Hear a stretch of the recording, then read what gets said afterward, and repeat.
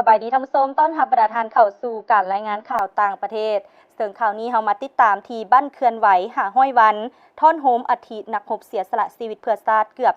1,500 อาทิ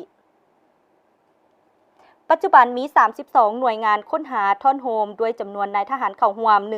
1,541 คนรวมมี 13 หน่วยงานภายในประเทศและ 19 หน่วยงานปฏิบัติหน้าที่อยู่ลาวและกัมพูชา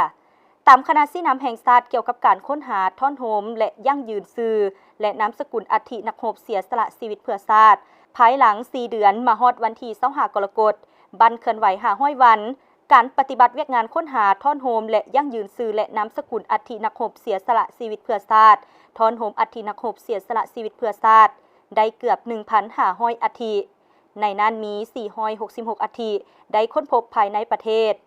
174 อัฐิอยู่ลาวและ 850 อัฐิอยู่กัมพูชาปัจจุบันมี 32 หน่วยงานค้นหาท่อนโฮมด้วยจำนวนนายทหารเข้าร่วม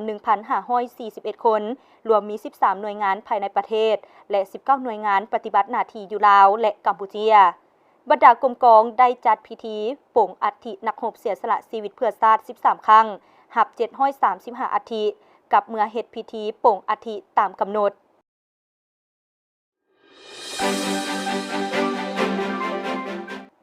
และข่าวนี้เรามาติดตามที่ข่าวมีลูกเรือกว่า 6,000 คนยังติดค้างอยู่ช่องแคบทะเลฮอร์มุซเกี่ยวกับช่องแคบทะเลฮอร์มุซองค์การสิทธิมนุษย์ขึ้นกับสหประชาชาติได้เรียกร้องให้บรรดาประเทศที่เกี่ยวข้องการปะทะกันนี้ช่วยอพยพและพาบรรดาลูกเรือ 6,000 คนที่พร้อมถูกติดค้างอยู่นี้กลับเมืองประเทศโดยด่วนวันที่24กรกฎาคมผ่านมาสื่อมวลชนอเมริกาให้ฮู้ว่า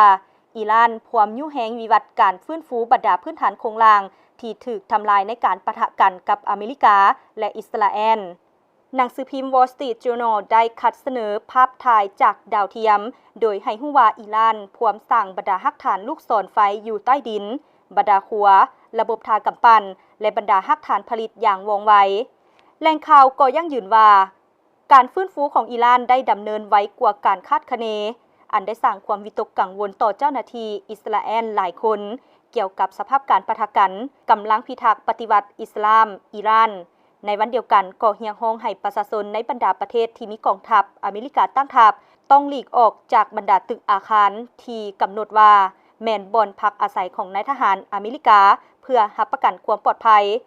เกี่ยวกับช่องแคบทะเลฮอร์มุซองค์การสิทธิมนุษย์ขึ้นกับสหประชาชาติได้เรียกร้องให้บรรดาประเทศที่เกี่ยวข้องการปะทะกันช่วยอพยพและพาบรรดาลูกเรือ 6,000 คนที่พร้อมถูกติดค้างอยู่นี่กลับเมืองประเทศโดยด่วน